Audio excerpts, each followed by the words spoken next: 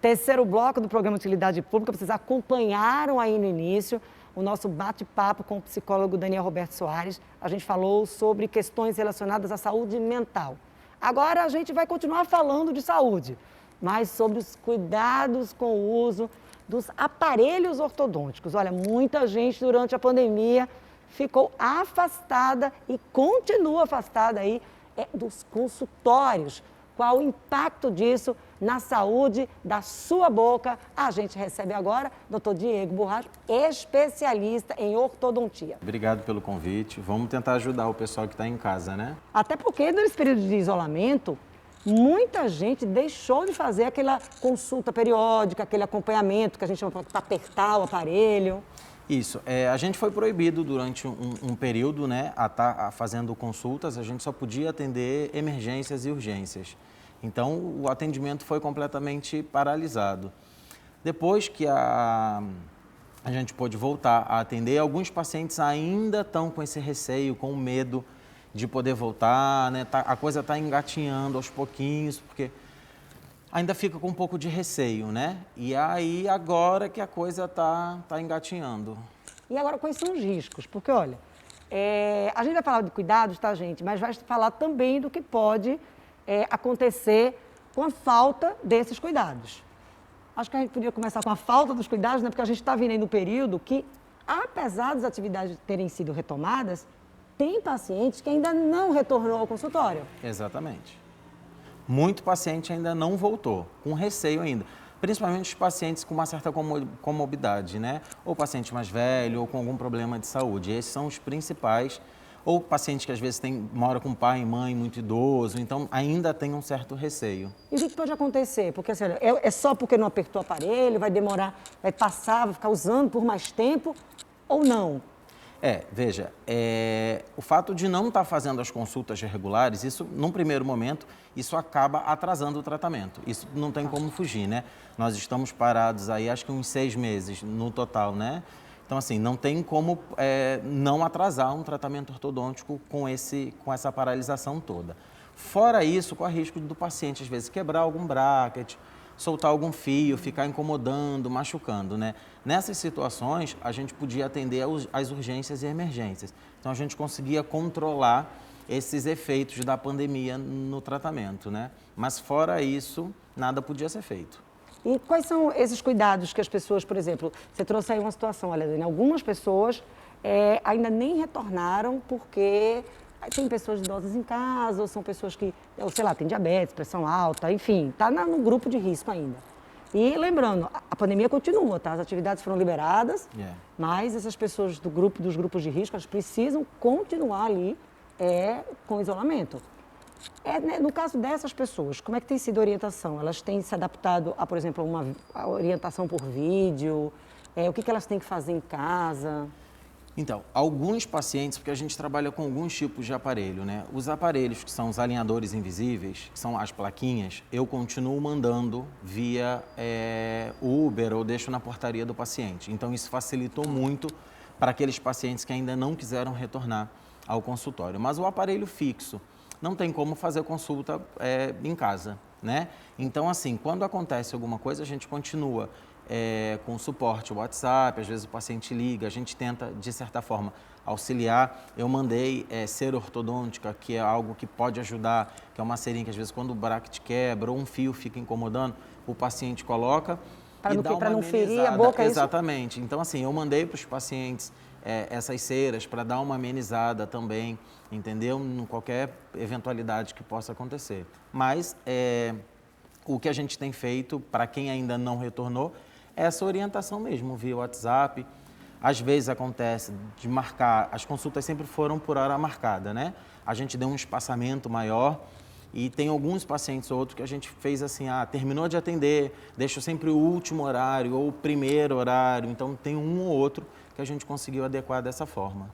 E vocês têm alguma, por exemplo, chega a perder o tratamento que a pessoa fez por conta desse período? Não. Depender de quando a pessoa começou, por exemplo, alguém que estivesse no início, colocou o aparelho, sei lá, 15, 30 dias antes de a gente começar essa pandemia. Não, perder não perde, não dá continuidade, né? Mas ele fica estacionado porque está com fio. a não ser que o paciente quebre o aparelho e saia fio, saia bracket, saia tudo. Tá. Aí o paciente perde, volta a estaca zero, né?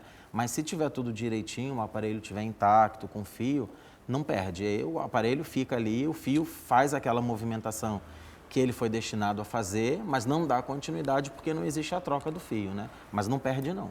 Quando a gente fala em aparelho, a gente, claro, liga logo isso à questão da higiene, que é um outro ponto que a gente precisa abordar.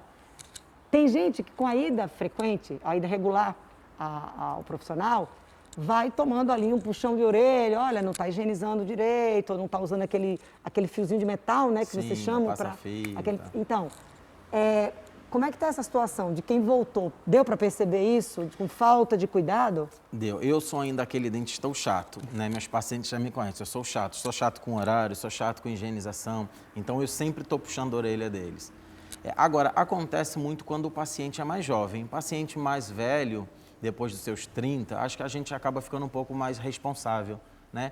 Então, não tem tanto problema. Mas paciente adolescente, eles são mais relapsos. Então, aconteceu muito isso, de voltar, tá aquele estado de calamidade pública mesmo. A gente entrar, intervir com limpeza, com enxaguante bucal, com outras formas de tentar amenizar a falta de higiene durante a pandemia. Compromete? Não, essa questão dessa falta de higiene. Compromete porque assim, a gengiva cresce, tem muito sangramento, essa gengiva crescer a gente chama de hiperplasia, né? Então isso começa a cobrir parte do dente, pode cobrir o bracket também, isso tudo interfere na movimentação. Aí precisa interromper, fazer uma cirurgia, porque a gente chama de gengivoplastia, para cortar todo esse excesso de gengiva que cresceu. Por falta de higiene, Por falta doutor de Igor? higiene, exatamente. Então isso acaba, se for algo recorrente, né, acaba atrapalhando sim. E aí a gente está trazendo essa orientação, gente, nesse período que a gente está retornando às atividades aí, mas ainda pandemia, fala pós-pandemia já, porque a gente que já retomou as atividades, a gente está meio aí perdido. A pandemia não está. Mas isso vale, tá? Para qualquer período, independentemente de pandemia. Essa higiene, a falta desses cuidados com a higiene pode acarretar isso independentemente do período. Independente. É o cuidado que o paciente que usa aparelho, ele precisa ter constante, do início ao final do tratamento. Vamos só reforçar como é que funciona esse cuidado. Quem usa o aparelho ortodôntico, qual o cuidado que ele precisa ter em termos de quantidade de higienização por dia, escovação, enxaguante bucal, enfim. Certo. Primeiro de tudo, é ter cuidado com o que vai comer. Ponto. Esse é o principal. Tudo que for muito duro, muito rígido, cortar com faca em pedaço pequeno, né? Evitar quebrar caranguejo com dente, né? Morder uma maçã. Corta, geralmente... isso aí quebra. Tá. Não fica um bracket na boca, quebra tudo. Então, assim, sempre criar o hábito de cortar os alimentos mais rígidos com faca e botar em pedaços pequenos na boca. Fora isso, higienização. Precisa tomar um cuidado, porque para gente que não usa aparelho, já é difícil. A gente já requer uma higienização mais importante, mais rígida, né? Importante não, mais rígida. E aí o paciente que usa aparelho, imagina, tem bracket, tem fio, dependendo do tipo de aparelho que o paciente usa, tem borrachinha. Então isso tudo faz com que acumule mais bactéria, junte mais tártaro, o paciente tenha mais problema periodontal em função dessa má higienização. Então caprichar na escovação, uso do fio dental. Ah, Diego, quantas vezes? Tem muito paciente que às vezes pergunta, mas eu escovo 5 vezes por dia. Eu sempre digo para o paciente que às vezes não importa muito a quantidade de vezes que ele escova, e sim como ele escova.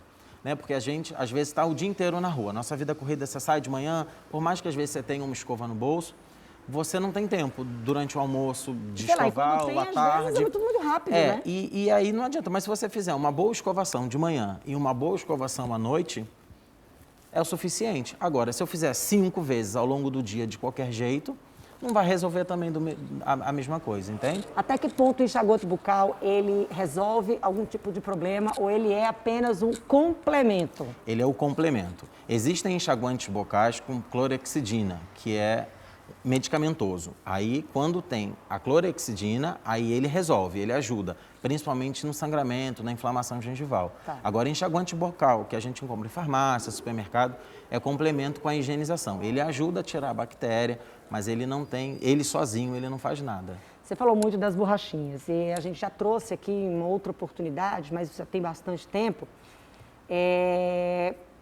algumas pessoas acabam querendo trocar aquelas borrachinhas, enfim, por questão de tendência de cor, de modinha, enfim, às vezes está todo mundo no grupo ali, não tem escola, mas está todo mundo ali no condomínio, e aí o vizinho e o priminho, enfim. E aí algumas pessoas arriscam a trocar as borrachinhas das crianças e às vezes os próprios adolescentes ali ensaiam trocar essas borrachinhas. Risco? Total. Essas borrachinhas são um perigo, né? Elas têm um atrativo de serem coloridas para tornar o tratamento um pouco mais divertido para o paciente mais jovem, né? Mas aquilo é risco. Aquela borrachinha, ela exerce uma força X naquele fio. Se você for trocando aquilo sempre, você vai estar sempre fazendo muita força. Aí o paciente entende que, se eu faço muita força, eu resolvo mais rápido. Não, né? Porque cada dente tem uma quantidade de força específica para poder fazer a movimentação. Então, se eu faço muita força, aquele dente para. Eu posso ter vários tipos de problema, como reabsorção óssea, o dente fica mole e pode chegar até a cair, né? Então, assim, não façam em casa, não troquem. Lugar de trocar borrachinha é no consultório com um profissional. Em casa você faz o quê? Higienização, aquela higienização correta. Pronto, aí sim você faz em casa. Exatamente. Essa é a sua missão enquanto paciente. Quando a gente fala em aparelho ortodôntico, a gente sei que a gente está falando dos cuidados, mas eu queria tirar algumas dúvidas, por exemplo. Existe uma idade mínima para se colocar esse aparelho ortodôntico? Certo. Não, hoje em dia não.